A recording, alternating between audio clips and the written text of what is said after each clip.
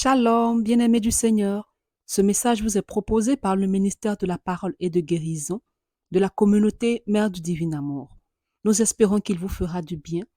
Alors n'hésitez pas à nous contacter au 07 79 52 14 20 ou 07 07 60 73 98 pour d'autres commandes ou pour vos témoignages. Bonne écoute et que Dieu vous bénisse. Il agit puissamment. Détruisent toujours décantations sataniques et démoniaques. Que toute action menée sur la vie de ta servante soit totalement cassée. Que tout programme de paralysie soit détruit totalement. Et que ton onction brise tous les jours, dans tous les domaines et aspects de sa vie. Père, que tous ces nerfs retrouvent la vitalité, que ses os, toute sa partie, retrouve la vitalité normale, et que ton onction la transforme totalement et la guérisse. Nom de Jésus-Christ. Merci pour Jésus, pour ton amour, pour ta fidélité. Amen. Et nous allons nous asseoir dans cette merveilleuse présence. Bien-aimés, je nous salue tous et toutes dans le merveilleux nom de notre Seigneur et Sauveur Jésus-Christ, qui nous donne la grâce de nous retrouver en ce dernier mercredi de notre cheminement. Le thème général, fais-moi voir de grâce ta gloire. Et nous avons médité tout au long de ce mois sur ce thème, Exode 33, verset 18. Et le plus souvent, vous voyez, quand nous commençons un cheminement, c'est vrai que tous les jours nous prions, mais les derniers jours sont généralement, c'est le grand jour de la fête, où nous clôturons ce séminaire, ou le cheminement, pour entrer dans un autre cheminement. Alors ce soir, nous allons toucher un élément important, principal, pour que chacun de nous contemple ou constate réellement la présence de Dieu. C'est vrai, on voit la présence de Dieu dans nos vies de tous les jours, parce qu'il nous donne le souffle de vie, parce qu'il nous renouvelle telle ou telle chose. Mais vous voyez, lorsque nous parlons de la gloire, nous allons écouter rapidement ce dialogue avec de Moïse avec le Seigneur. Nous allons prendre Exode 33, nous allons lire à partir du verset 14 jusqu'au verset 19 et nous allons comprendre quelque chose de fondamental. Alors, je vais te mettre dans les conditions pour pouvoir parler à Dieu. Pour pouvoir, dans ta marche, t'exprimer devant Dieu, dans la situation, parler réellement à Dieu, dans tout ce que tu crois, tu vas réellement t'adresser à Dieu. Parce que vous voyez, lorsque nous lisons la Bible, ce n'est pas une légende. C'est quelque chose qui a été vécu, c'est vrai. Et si vous voyez ces personnages bibliques-là, que l'Église nous donne de comprendre, de lire et d'imiter, c'est parce que ces personnes, d'abord, sont des personnes comme nous. Ces personnes ont cru à Dieu comme nous croyons à Dieu. Mais ces personnes ont agi d'une façon spéciale. Et vous voyez, ils se sont mis réellement dans la peau des fils et des filles de Dieu. Donc, devant toute situation, il ne s'agit pas de dire, de crier, de pleurer. Il y a une attitude qu'un enfant de Dieu doit avoir face à son Père devant toute situation. Parce que les situations vont arriver. Celui qui te dit que tu vas vivre sans une situation désastreuse, ce n'est pas vrai. Mais face à cette situation, il doit y avoir une différence entre celui qui est fils de la lumière et celui qui est fils des ténèbres. Donc les situations vont toujours arriver dans nos vies. Mais il y a une attitude à avoir. Et c'est cela qui plaît réellement à Jésus. Lorsque nous venons d'abord dans sa présence, nous devons nous ouvrir et savoir que nous sommes dans la présence pas de notre tuteur, mais de notre Père. Parce qu'il y a notre aîné Jésus-Christ qui a payé le prix pour chacun de nous. Donc c'est en son nom que nous nous adressons au Père, parce que c'est lui qui nous a reliés au Père, qui a fait que nous devenions ses fils légitimes. Donc vous voyez, Si nous n'avons pas ces choses, la situation va nous faire coucher, les situations vont nous faire disparaître et les gens vont se moquer de nous. Or, en se moquant de nous, c'est une façon indirecte de se moquer de Dieu. Et c'est ça le but du diable. Donc chacun doit véritablement s'ouvrir. Quelle que soit la situation. Je dis toujours, quand je le dis et je le répète, Dieu a créé le monde en 6 jours. C'est pas ça? Le 7e jour là, il s'est reposé. Nous tous ici là, nous sommes nés un jour. Mais si on est né le même jour,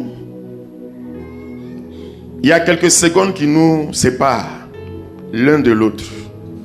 C'est-à-dire chacun a son histoire devant Dieu. Chacun a sa particularité devant Dieu. Chacun a sa spécificité devant Dieu. Et Dieu connaît chacun de nous.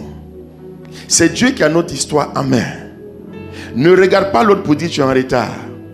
Ne te regarde pas pour dire tu es en retard par rapport à l'autre. Ton histoire est différente de l'histoire de l'autre. Mais tu as une histoire spécifique et particulière devant Dieu. Tu vas prendre la parole. Exode chapitre 33 à partir du verset 14. Yahvé dit, j'irai moi-même et je te donnerai le repos. Il dit, j'irai moi-même et je te donnerai du repos. Et il dit, quand tu es tourmenté, Dieu te promet le repos. Et il dit, si tu ne viens pas toi-même, et c'est Moïse qui s'adresse à Dieu. Ne nous fais pas monter d'ici. Alors vous voyez, Moïse s'adresse simplement de la plus simple manière à Dieu. C'est son père. Si tu ne viens pas avec moi, c'est pas la peine de me faire bouger tout seul. Et regardez ce que Dieu répond. Comment saura-t-on Voilà, ça c'est Moïse qui parle encore. Alors que j'ai trouvé grâce à tes yeux. Parce que Dieu dit, tu as trouvé grâce à mes yeux. Mais il pose donc des questions de savoir. Mais regardez comment Dieu répond à Moïse. C'est-à-dire, ce n'est pas parce que Moïse est simplement son serviteur. Mais c'est comme ça que Dieu répond à tous ses enfants qui savent qu'il est leur père et qui savent lui parler. Et Dieu, quand un enfant, son fils lui parle, Dieu se répond. Peu importe ce que tu es. Dieu répond à chacun de ses enfants. Dis à ton voisin, c'est ce qu'il faut retenir. Dieu te répond. Vas-y. Moi et ton peuple, n'est-ce pas à ce que tu iras avec moi, en sorte que nous soyons distincts, moi et ton peuple, de tous les peuples qui sont sur la face de la terre. Il avait dit à Moïse, cette chose que tu as dite, je la ferai encore parce que tu as trouvé grâce à mes yeux et que je te connais par ton nom. Voilà la précision. Il dit, tu as trouvé grâce à mes yeux et je te connais par ton nom. Dis à ton voisin si tu as compris ça. Alors, ce que je veux dire, il y a certaines personnes qui croient qu'à cause d'un certain nombre de situations, Dieu les a peut-être mis en attente. Dieu les a peut-être mis en attente, ou pour les plus extrêmes, Dieu les a même oubliés. Non. Dieu n'a mis personne en attente. Dieu n'a oublié personne. Dieu n'a mis personne en attente. Dieu n'a oublié personne. Parce que, qu'est-ce que souvent notre chair veut nous faire croire? Notre pensée, notre conscience et notre subconscient. Comme peut-être tu as fait ça, ou bien tu as agi comme ça, ou bien tu es ceci là, pour toi là ça ne va pas venir tout de suite. Moïse n'était pas un homme saint. Moïse n'était pas un homme saint. Il avait ses qualités, il avait ses défauts. Mais Dieu répond à tout homme. Dieu, il n'aime pas le péché, mais il aime le pécheur. Et c'est ce que Paul disait à Timothée. Lorsque nous lisons 2 Timothée 2, à partir du verset 12 jusqu'au verset 13, surtout le verset 13, il lui donne cette précision. Il dit, nous Si nous sommes infidèles, lui reste fidèle parce qu'il ne peut pas se dédier. C'est-à-dire, quel que soit ton état ou comment toi tu te vois, Dieu ne te voit pas comme ça. Dieu, en réalité, il s'en fout même de ce que tu peux faire, de bon ou de mal. Ce qui intéresse Dieu, c'est ta personne. Parce que ta personne, c'est à son image et à sa ressemblance. Alors si Dieu veut regarder quelque part, comment tu fais, tu bouges, tu fais ceci, cela, c'est comme si il se réunit lui-même. C'est comme en réalité, il t'a donné un nom et en même temps il te rejette. Ce nom-là, c'est lui qui t'a donné ce nom. Parce que par ton baptême, il y a le nom de Dieu qui est sur toi. Le nom de Dieu est sur toi par ton baptême. Par l'onction royale qu'il a déversée sur toi au jour du baptême, où il t'a fait membre de sa famille. Et il t'a donné un nom. C'est-à-dire un nom assez spécial. En 3 caractéristiques. Prêtre, prophète et roi. Ça c'est le nom que Dieu a donné à tous ses enfants. Alors Dieu ne peut pas te donner ce nom et puis te mettre en attente. Ou bien même t'oublier. C'est pas possible. Moïse, dans ce dialogue avec Dieu, par rapport à ce que le peuple est, Moïse parlait nettement à Dieu. Parce que Dieu lui a dit que tu as trouvé grâce à mes yeux. Mais si tu as trouvé grâce à mes yeux, il faut être avec moi, moi et le peuple. Quel signe tu nous donnes? Qu'est-ce que tu comptes faire? Est-ce que tu vas me toucher seul, me bénir seul et laisser le peuple parce que le peuple a, ça dit c'est un peuple à la nuque raide? Ou bien le peuple ne t'écoute pas, le peuple passe son temps à m'énerver? Dieu dit rien de tout cela. Mais vous voyez la profondeur du message de Dieu. C'est pourquoi Dieu a les mains ouvertes. Il a le cœur ouvert. Il accueille quiconque l'invoque. Il accueille quiconque revient à lui. Mais pourquoi il le fait? Il le fait parce que simplement il connaît chacun par son nom. Et le nom que Dieu nous a donné à nos baptêmes, c'est Dieu lui-même. C'est ce nom-là qui fait qu'avec l'esprit, nous levons la voix pour dire Abba Père. C'est un enfant qui s'est appelé, c'est lui qui l'a engendré Père. Parce que l'enfant sait qui est le Père, parce qu'il sait qui est le Père pour lui. Et c'est le Père qui l'a engendré, qui a tout fait pour lui, qui est tout pour lui. Donc si l'enfant ne reconnaît pas ce petit élément, vous voyez que l'enfant va aller dans tous les sens. Mais s'il reconnaît ce petit élément, l'enfant va parler dans tous les sens. Alors bien aimé, vous voyez, il dit, je te connais par ton nom. Tu continues? Il lui dit, fais-moi de grâce, vois ta gloire. Alors si tu me connais par ton nom, vous voyez Moïse, il ne s'arrête pas là. Dans le dialogue, Dieu le rassure. Il dit d'accord. Donc si tu me connais par ton nom, par mon nom, alors fais-moi de grâce, vois ta gloire. Alors comment un homme peut voir la gloire de Dieu? Pour ne pas rester dans les récits théologiques et philosophiques, quand un homme dit, une personne dit, un fils de Dieu dit, je veux voir ta gloire, c'est de venir combler simplement mon attente. C'est tout. Moïse avait une attente. Il avait des préoccupations. Il avait des soucis. Et il dit à Dieu, viens combler à tous ses désirs, à ses soucis, à ses préoccupations. Pour moi-même, mais aussi pour le peuple. Et écoutez ce que Dieu dit. Et il dit, je ferai passer devant toi toute ma beauté. Toute ma beauté. Est-ce que quelqu'un a entendu cette parole? Je ferai passer devant toi toute ma beauté. C'est-à-dire, c'est un seul visage de Dieu qu'on voit. Mais Dieu dit, comme tu dis que tu veux voir ma gloire, je ferai passer devant toi toute ma beauté. Dans d'autres versions, il dit toute ma bonté. Toute ma bonté.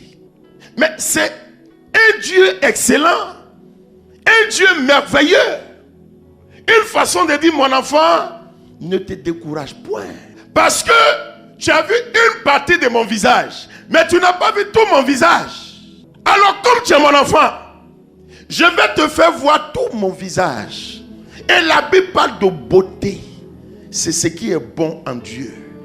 La joie, la paix, la guérison, le déblocage, la victoire, l'espérance, la prospérité, le succès, la fécondité. Tout ce que tu peux noter comme bien. C'est tout ça qui fait la beauté de Dieu. Et Dieu dit, comme tu es mon enfant, c'est pas que tu commandes, c'est ton droit. Mais Moïse sait qui est le Père. Le Père a tout. Mais il faut que l'enfant sache qu'il est ayant droit. Mais tant que tu ne sais pas que tu es ayant droit, tu auras l'impression que tu commandes. Alors Moïse, sachant qu'il est ayant droit, il a demandé avec précision. Si j'ai trouvé grâce à tes yeux, de grâce, fais-moi voir ta gloire. Là, Dieu est comme piégé. Mais combien de personnes parmi nous qui se reconnaissent comme ayant droit? Quand ils viennent dans la présence de Dieu, ils font comme s'ils commandent. Ils font comme s'ils commandent. Oh, un ayant droit ne commande pas.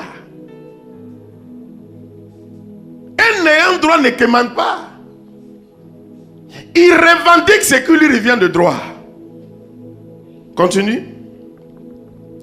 Et je prononcerai devant toi le nom de Yahvé. Et je prononcerai devant toi le nom de Yahvé. Je fais grâce. Je fais grâce. À qui je fais grâce. À qui je fais grâce. Et j'ai pitié de qui j'ai pitié. Tu peux acclamer cette mauvaise parole. Tu vas prendre Jean le chapitre 2. Vous voyez, bien-aimé, il dit il fait grâce à qui il fait grâce. Miséricorde à qui il fait miséricorde. Ce Dieu-là, c'est un Dieu assez spécial. C'est pourquoi ce soir, tu vas voir peut-être des facettes de Dieu. Les choses peut-être que tu n'as pas imaginées. C'est ce qui va t'arriver. Mais c'est cela Dieu. Parce que Dieu, quand il promet, il le fait. Mais en réalité, nous ne connaissons pas. C'est-à-dire, nous limitons tellement Dieu que Dieu même souvent a les problèmes. Dis à ton voisin, sois large avec Dieu. C'est-à-dire, quand Dieu te dit demande, il faut demander.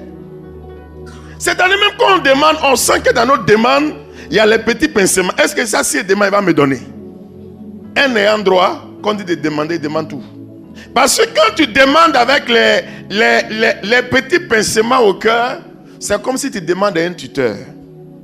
Dis à ton voisin, Dieu n'est pas ton tuteur. Mais dis-lui que Dieu est ton papa. Parce que demander à un tuteur et demander à Dieu, c'est pas la même façon. Parce qu'un tuteur, tu es un peu gêné. Mais ton père, même si tu as 50 ans, tu n'as pas honte. C'est pas ça? Parce que c'est ton papa. Et vous voyez ces deux images-là, c'est véritablement, ce sont des images de la relation entre l'homme et Dieu. L'homme face à Dieu, Dieu face à l'homme. L'homme souvent demande à Dieu comme si Dieu était son tuteur. Et très peu demandent à Dieu parce qu'ils savent que Dieu est leur Père. Donc ceux-là, ils ne limitent pas. Et regardez même dans le processus de guérison.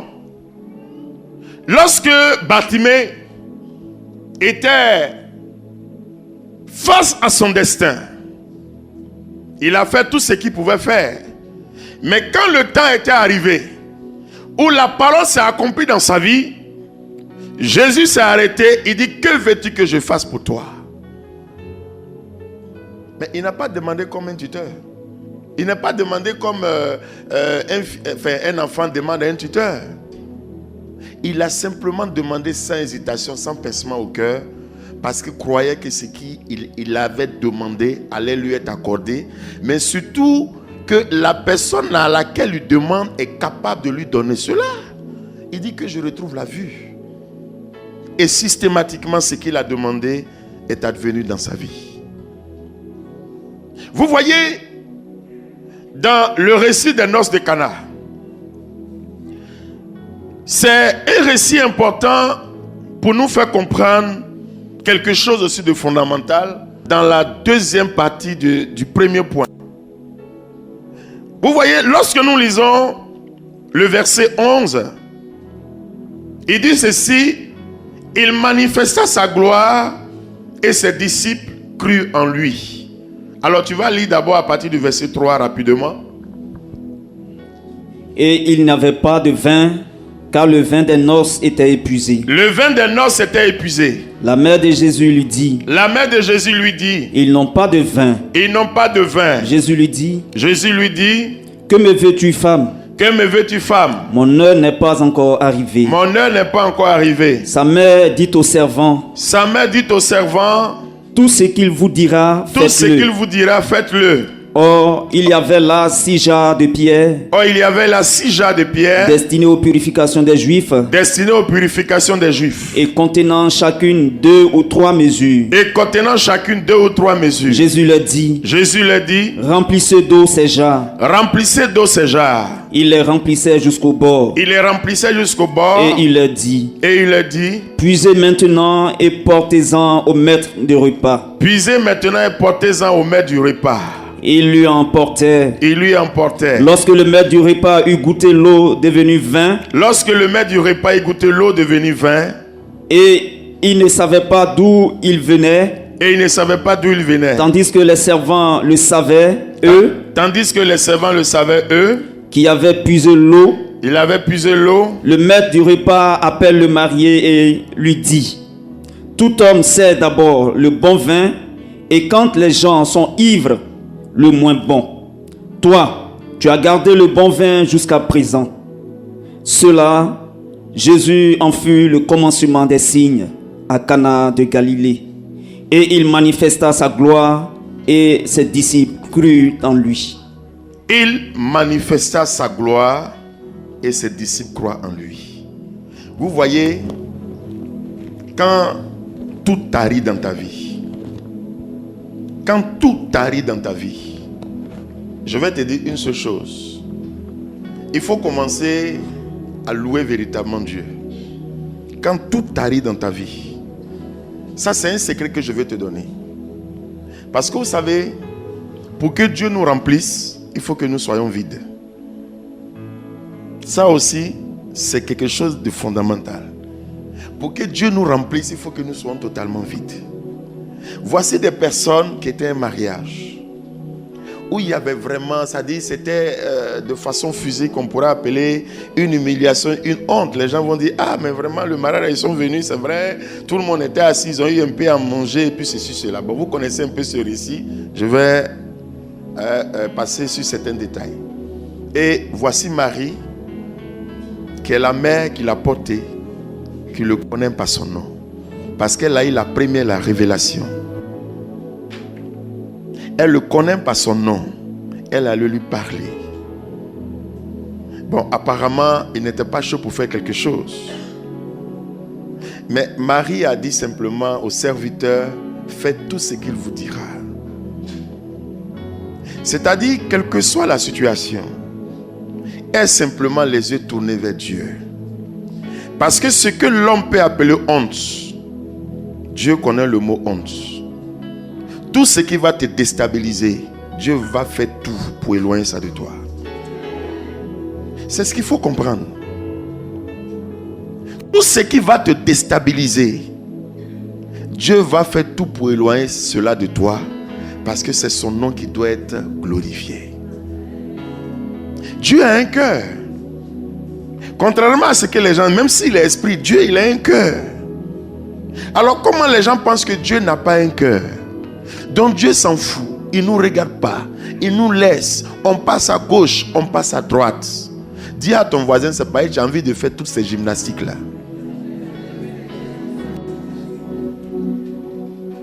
Non, parce que j'ai envie de faire toutes ces gymnastiques, de devenir athlète. Avec Dieu là, faut pas passer à gauche, faut pas passer à droite. C'est cela. Regardez à ce noce de Cana où on peut tirer plusieurs enseignements de ce petit test. Marie a simplement dit, faites tout ce qu'il vous dira. C'est pour dire, reste calme. Qu'est-ce que Dieu nous a dit devant une situation? De rester calme. Devant toute situation, nous devons rester calmes. Si nous sommes calmes, nous n'allons pas aller à gauche, à droite. C'est parce que nous ne sommes pas calmes que nous allons à gauche et à droite. Vous voyez, un des grands mots que Jésus a libéré partout après même sa résurrection, que ma paix soit avec vous. Soyez calme dans toute situation. Parce que quand tu es calme, Dieu non seulement il se réjouit, parce que quelqu'un qui est calme devant une situation, la personne compte sur quelque chose. Mais tu comptes sur quoi? Tu comptes sur Dieu. Voici comment tu peux amener Dieu à se révéler dans une situation. Les situations vont venir de partout. Les gens vont aller dans tout. Toi, tu es serein. Il faut se dire, mais celle-là, elle a vu quoi? Celui-là, il a vu quoi? Mais tu as su sur quelque chose. Et quand Dieu va voir la base de ta confiance, ce qui était prévu contre toi, même si ça vient d'une main obscure, à cause de l'acte que tu as posé, Dieu va changer ce nom-là en paix, en joie, en succès et en victoire. Voici comment il faut voir, sinon amener Dieu à te révéler sa gloire. Il faut être calme. Il faut retenir ça, il faut être calme. Il ne faut même pas courir, il faut être calme. On t'annonce une nouvelle, quelle que soit la nouvelle, tu dis, ok, j'ai compris. Quand tu restes calme, la nouvelle repart vers Dieu. Mais quand tu es tourmenté, ça repart vers la chair qui est reliée au diable. Il va t'envoyer dans tous les sens. Quand tu es calme, tu mets ça dans la main de Dieu. Vous voyez, je vais vous donner une révélation pour terminer.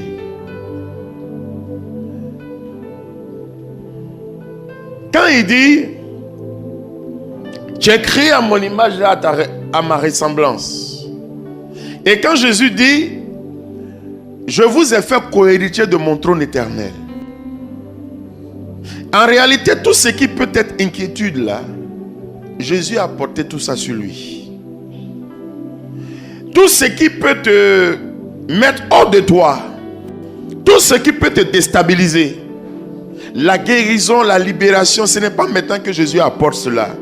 Il a porté sur tout cela là, à la croix depuis 2019 ans. C'est ton action et ton attitude qui vont activer réellement ce qu'il a fait à la croix pour toi. C'est pourquoi devant une situation, quand tu restes calme, tu donnes toute la place à Dieu. Parce que quelqu'un qui est calme là, il compte sur quelque chose, il est assis sur quelque chose. Mais toi en tant que chrétien, ta sérénité là, vient de la force que tu puises en Dieu. Donc quand il dit, vous êtes associés au privilège du trône éternel que m'a donné le Père, de même que je suis à la droite du Père par la gloire de la résurrection, vous aussi je vous ai mis à ma droite.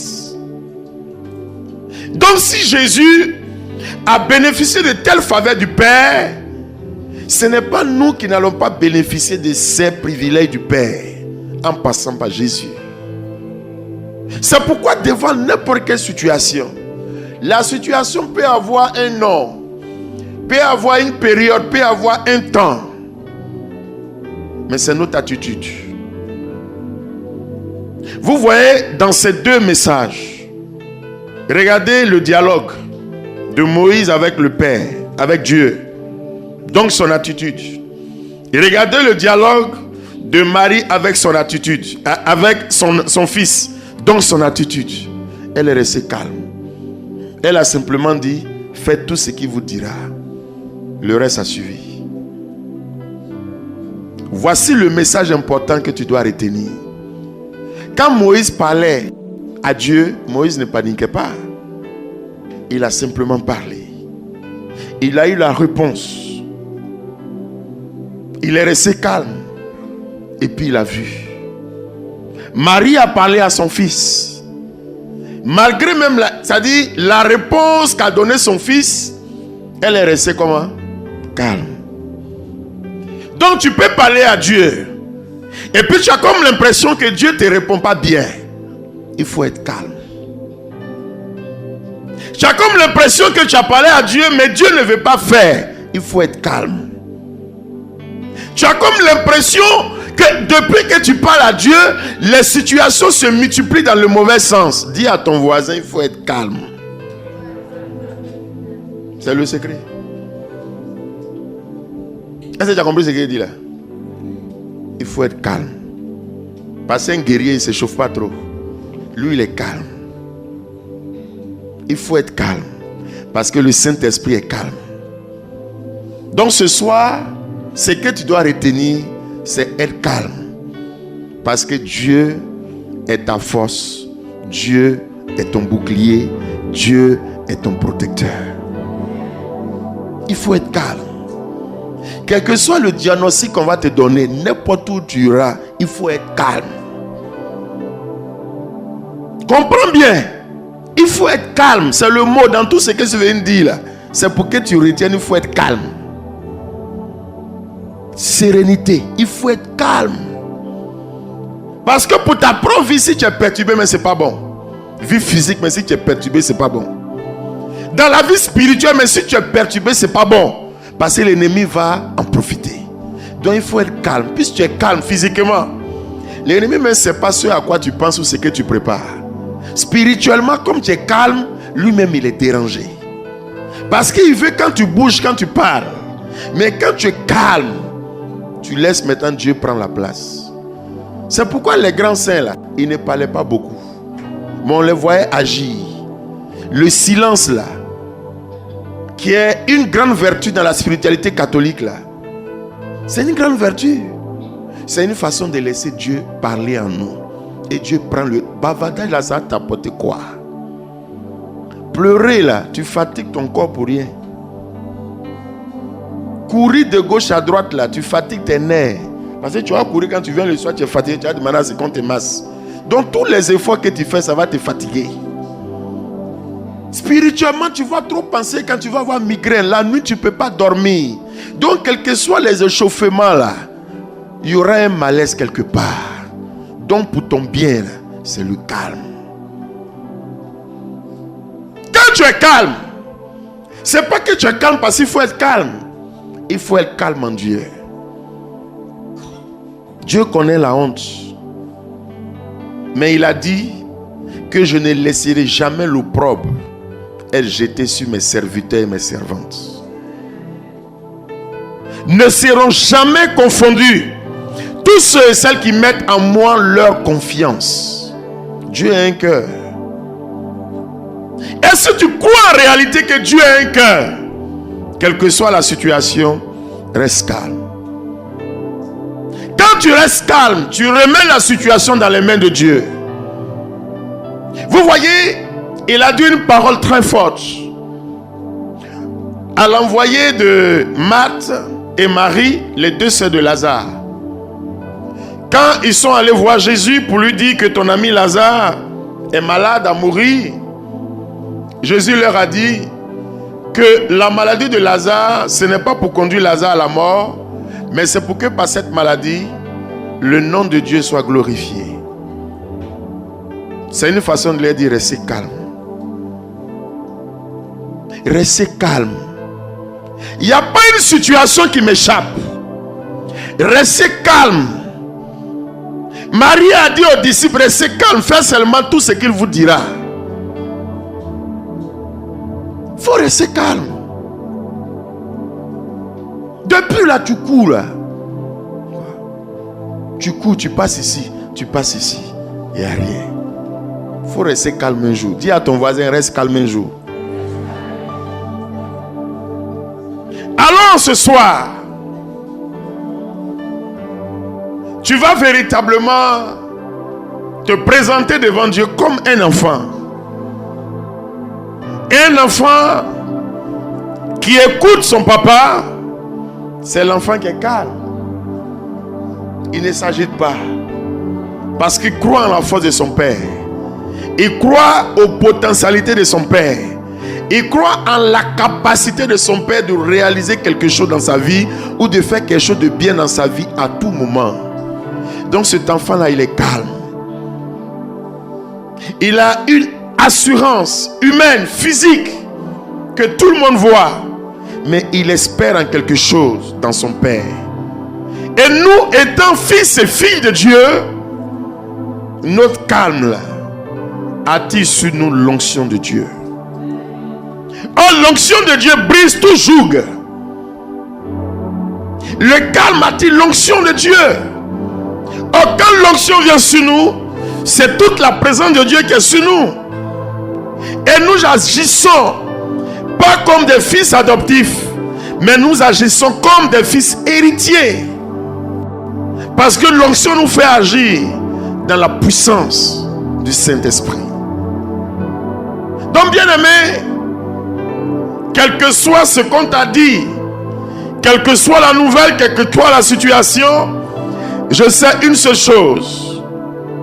Le Dieu là, il manifeste sa gloire en quiconque croit en lui. Et s'il a fait ça dans la vie de Moïse et dans la vie de plusieurs, il est aussi capable de le faire dans ta vie, si et seulement si tu crois en lui et que tu es calme devant une situation. C'est vrai qu'il y a des situations difficiles, pénibles, qui te prennent du temps. Tu réfléchis. Mais par expérience, dans mon petit cheminement avec le Seigneur, je suis arrivé à un stade où je fais plus d'efforts pour réfléchir. Parce que Paul dit, ce n'est plus moi qui vis, mais c'est le Christ qui vit en moi. Parce que quelles que soient mes connaissances acquises, mes efforts, ça ne peut pas changer cela. Donc la seule chose que je recherche, je demande toujours à Dieu le calme dans toutes choses. Le calme dans toutes choses. Ton bavardage ne va pas trouver la solution. C'est le calme. Dis à ton voisin, il faut vivre longtemps. Parce que quand tu es calme aussi, c'est source de santé physique. Mais quand tu es perturbé, c'est la porte ouverte à toutes les maladies. Vous voyez pourquoi il faut être calme. Dieu, il est bon, hein. Quand il dit on est calme là, c'est pour nous-mêmes d'abord. Et puis lui-même, quand tu es calme, quand il te parle, tu sauras savoir que Dieu t'a parlé. Mais quand tu es perturbé là, dans les bavardages, dans les cris là, même quand Dieu te parle, tes oreilles sont fermées parce que tes oreilles entendent des sons extérieurs, tu es mélangé. Mais quand il y a le calme, même quand quelqu'un en face de toi te parle, dans le calme, tu perçois aisément ce que Dieu est en train de dire par la bouche de celui qui est devant toi. Et le calme en Dieu est l'arme qui détruit toutes les œuvres du diable. Le diable n'aime pas qu'on est serein. Mais quand tu es serein, lui-même il est dérangé parce qu'il ne comprend pas. Il ne comprend pas. Il va dire, mais qu'est-ce qui se passe? Ou bien qu'est-ce qui s'est passé? Elle pense quoi? Il pense quoi? Il veut faire quoi? Il va et il vient, tu es calme. Le temps il va s'en rendre compte. Dieu a tout géré le problème. Alors bien aimé dans le Seigneur ce soir, c'est un acte prophétique que tu vas poser. L'acte prophétique consiste à dire à Dieu que tu l'aimes.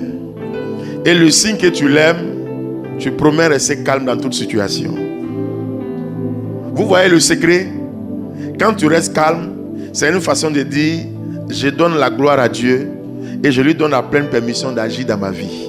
Pas quand tu es trop agité là, c'est comme si tu comptes encore sur tes propres forces.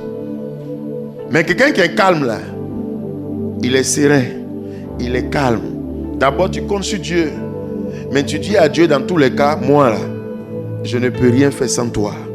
Ma vie c'est toi, ma faiblesse c'est toi, ma force c'est toi. Donc quel que soit ce que je vis, je vois là, je mets tout en tes mains. Agis pour que ton nom soit glorifié à moi. Tu donnes toute la gloire, la magnificence, l'honneur, la souveraineté, la majesté à Dieu. En ce moment, Dieu ne va jamais te laisser. Parce qu'il sait que tu l'honores. Voici ce que tu dois retenir aujourd'hui à la fin de ce cheminement. Le calme dans toutes choses. Tout à l'heure, j'écoutais le témoignage. Vous voyez, elle est venue à la prière, Dieu lui a donné une parole. Elle a saisi la parole. Elle est partie dans le champ de l'action. Elle a vu tout ce qui se passait. Mais dans ce que j'ai retenu, elle était calme. Parce qu'elle a cru en ce que non seulement Dieu a dit, et elle croit que Dieu n'allait pas... Dieu d'abord n'est pas un Dieu de justice. Il est un Dieu de justice. Mais quand tu restes calme, c'est une façon de dire, Seigneur, je compte sur ta justice. Mais quand tu es agité, Dieu te laisse faire. Jusqu'à ce que tu sois normalement fatigué, que tu reviennes à lui. Ça, c'est le secret. Je sais Dieu depuis bientôt 19 ans. Donc, j'ai compris ça. Quand tu tournes là, Dieu te regarde. Il fait tout simplement pour ne pas que tu meurs vite. Mais il te laisse tourner. Et quand tu es calme, c'est que tu es prêt à lui faire confiance. Et là, Dieu se révèle à toi. Donc, il faut arrêter. Dis à ton voisin, arrête de courir partout. Donc, vous voyez, elle est restée calme. C'est ce que Dieu a dit là, qui s'est réalisé. C'est ce que Dieu a dit là, qui s'est réalisé. Et si Dieu a fait ça dans sa vie, c'est qu'il est aussi capable de faire ça pour toi.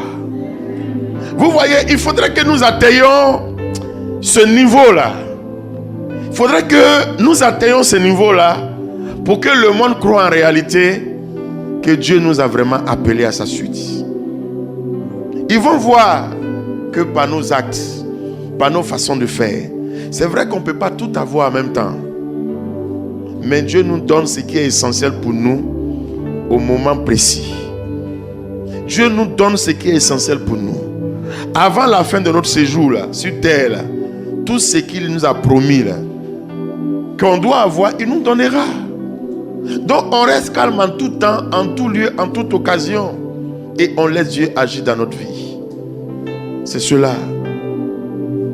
Alors bien aimés, ce soir nous allons poser un acte prophétique. Et nous allons donc nous tenir debout. Et vous voyez, c'est seulement 20 minutes de prière. Parce que quand on parle d'acte prophétique, ce n'est pas la longueur, mais c'est en puissance et en efficacité. Je me suis arrêté parce que le Saint-Esprit me dit, ils ont bien compris. Donc l'atmosphère est favorable. Les cœurs sont ouverts et les choses vont changer. Les malades vont guérir. Les situations difficiles seront transformées en déblocage. Et la gloire de Dieu va agir dans plusieurs vies. Parce que vous voyez, Dieu, il est souverain. Toute cette prophétie que tu viens de déclarer, je sais que tu ne l'as pas déclarée parce que tu voulais, parce que ça te plaisait de déclarer. Mais je sais que cela vient de ton cœur. Et parce que cela vient de ton cœur, le Seigneur va agréer cela. Tu vas rentrer dans une adoration. Tu vas contempler le Seigneur. Tu vas faire un cœur à cœur avec le Seigneur. Pour que lorsque l'homme de Dieu viendra, tout ce qui sera dit, tu puisses avoir des oreilles appropriées, des yeux appropriés pour voir ce qui se passe. Alléluia. Tu prends la position qui te sied. Tu peux te coucher. Tu peux t'agenouiller. Tu peux faire tout ce que tu veux. Tu es dans la maison de ton Dieu. Ne te gêne pas du tout.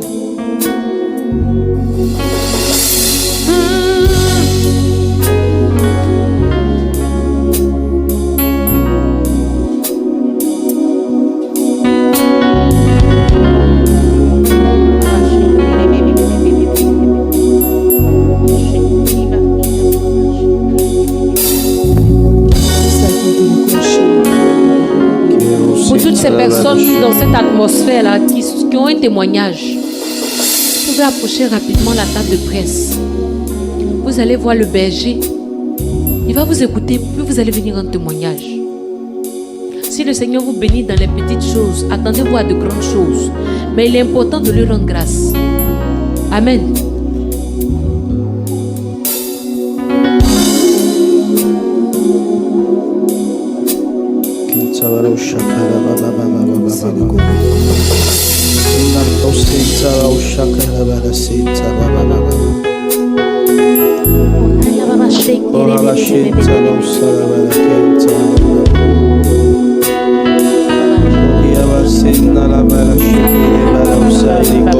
Sans toi, Jésus,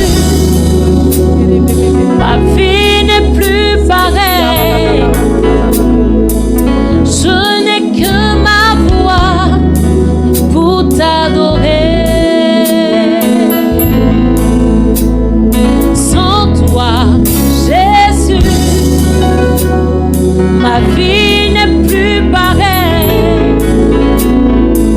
Je n'ai que ma voix pour t'adorer. Disons sans toi, Jésus. Sans toi, Jésus, ma vie n'est plus pareille. Et je n'ai que ma voix. Pour t'adorer. Sans toi, Jésus, sans toi, Jésus, ma vie n'est plus pareille. Je n'ai que ma voix. Pour t'adorer. Sans toi, Jésus, ma vie n'est plus pareille. Je n'ai que ma voix. Pour t'adorer. Sans toi, Jésus, sans toi, Jésus, ma vie, elle n'est plus pareille. Et je n'ai que ma voix. Pour t'adorer. Adorer ton Saint-Nom, proclamer tes louanges, dire au monde entier qui est mon Père. Sans toi, Jésus, elle n'est plus pareille, ma vie. Non, non, non, non, non, non, non, non, non. Je n'ai que ma voix.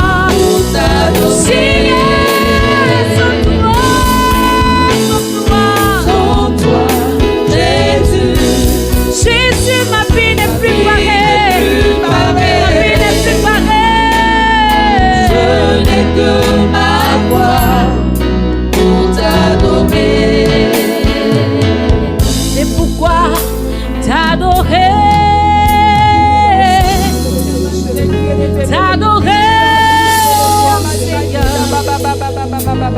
mon désir, c'est de t'aimer, de t'adorer.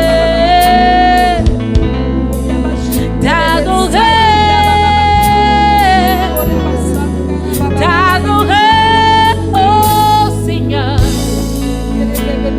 Mon désir est de t'aimer, de t'adorer. Sans toi, Jésus, ma vie n'est plus pareille. Je n'ai que ma voix. Pour t'adorer. Sans toi, Jésus. Sans toi, Mon Dieu, mon Dieu, mon Dieu. ma vie n'est plus pareille. Je n'ai que ma voix pour t'adorer. Sans t'adorer.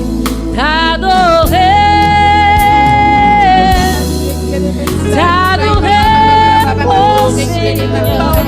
Mon désir Désiré de t'aimer, de t'adorer. T'adorer,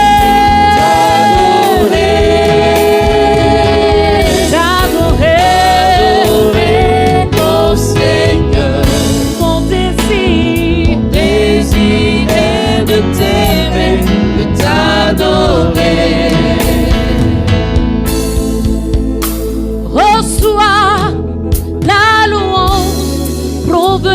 mon cœur. Reçois, Seigneur, la louange provenant de mon cœur. Reçois la louange provenant de mes lèvres, Seigneur. Je veux exprimer ce que tu es déjà, Yahweh. Je veux exprimer ce que tu es déjà. Chantons Alpha.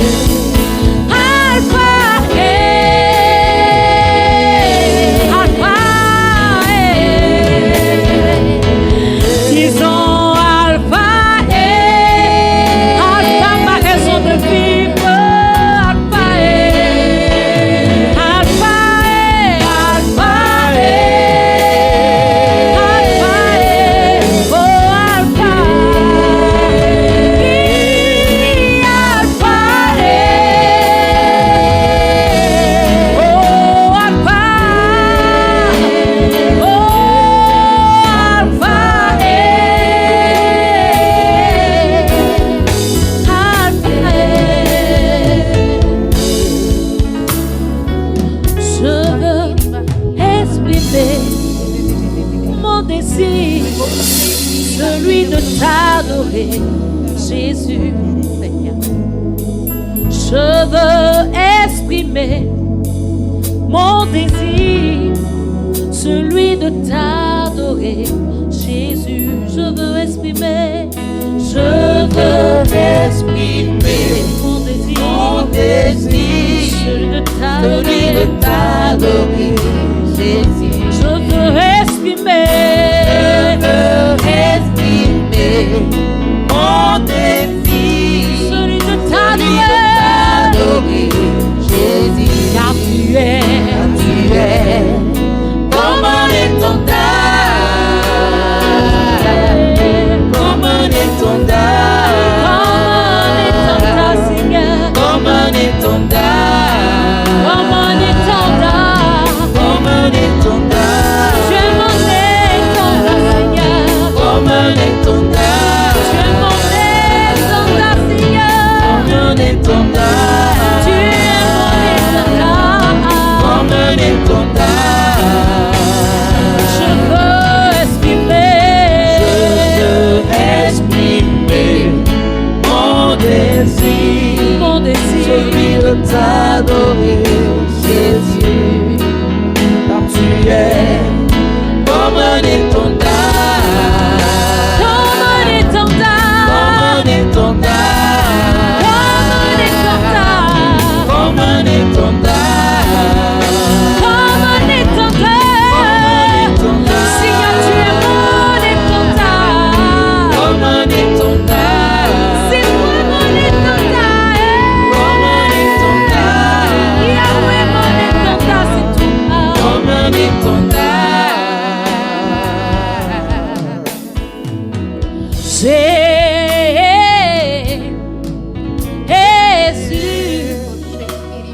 tu as les paroles de la vie, à qui irions-nous?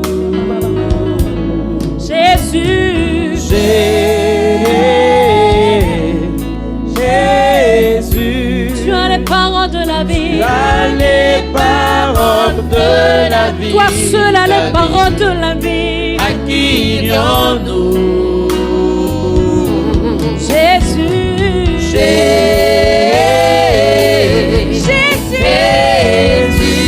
tu as les paroles de la vie, Jésus, à qui irions-nous? Dis Jésus,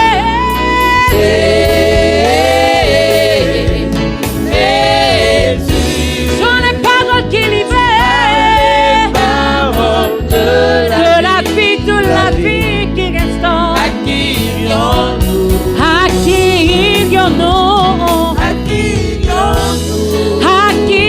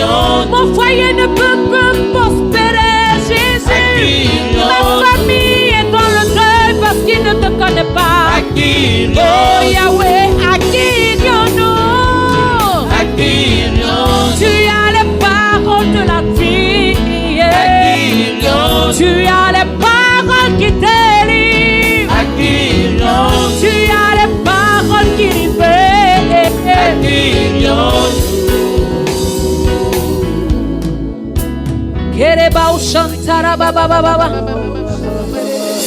as les paroles de la vie, Seigneur. Ma vie n'a pas de sens. Ma vie n'a pas de saveur, Jésus. Où pourrais-je aller? Où irais-je, Seigneur? Si ce n'est qu'à toi, Yahweh. Où pourrais-je aller? Où irai? Où ma famille ira? Où mes enfants iront? Si ce n'est qu'à toi seul, Seigneur. À qui irions-nous? Yahweh, toi seul as les paroles de la vie qui libère. Toi seul as les paroles qui restaurent. Toi seul as les paroles qui délivrent. Toi seul as la solution à ce monde. Le monde va si mal. Le monde va si mal. Jésus, c'est toi la vie. C'est toi la vie. C'est toi qui libère. C'est toi qui libère. C'est toi qui restaure. Jésus.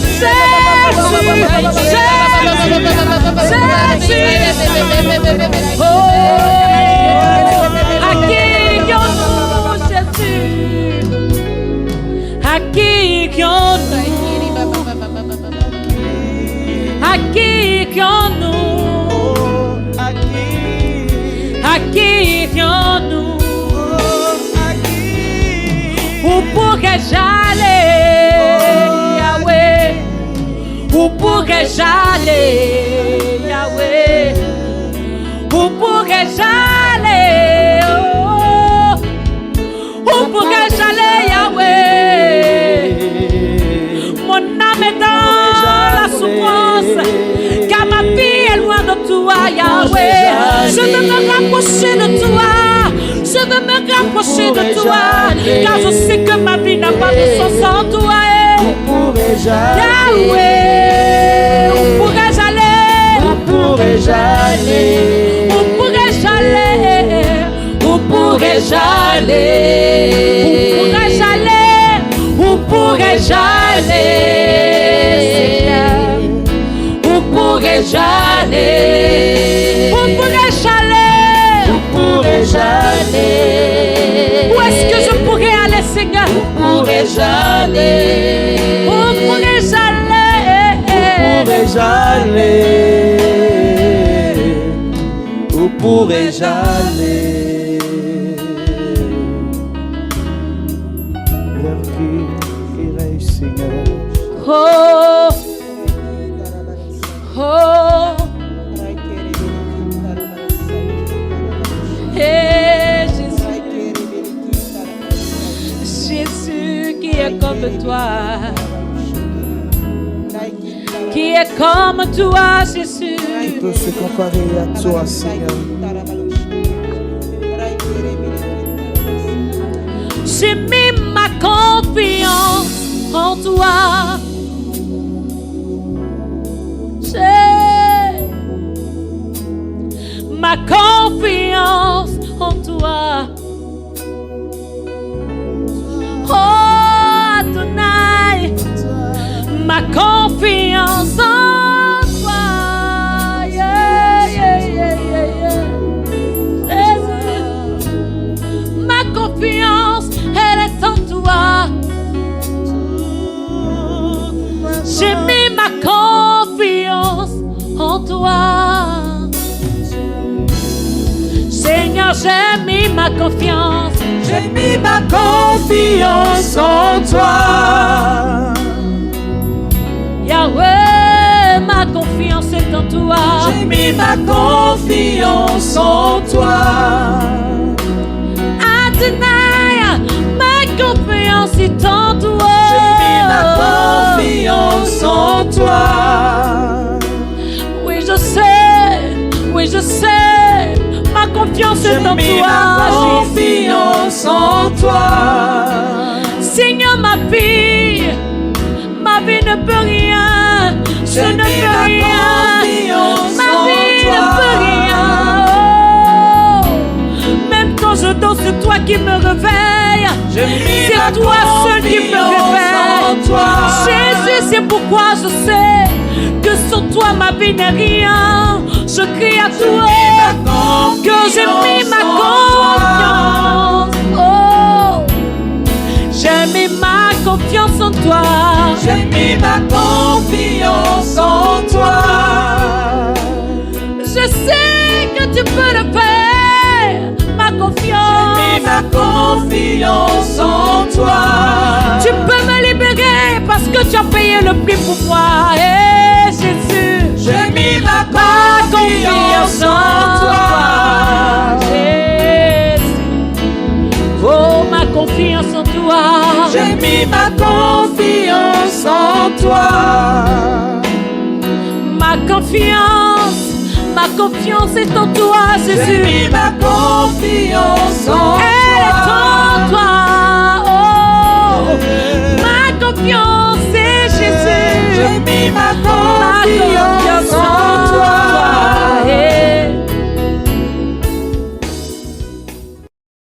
Shalom, bien-aimés du Seigneur. Ce message vous est proposé par le ministère de la Parole et de Guérison de la communauté Mère du Divin Amour. Nous espérons qu'il vous fera du bien. Alors n'hésitez pas à nous contacter au 07 79 52 14 20 ou 07 07 60 73 98 pour d'autres commandes ou pour vos témoignages. Bonne écoute et que Dieu vous bénisse.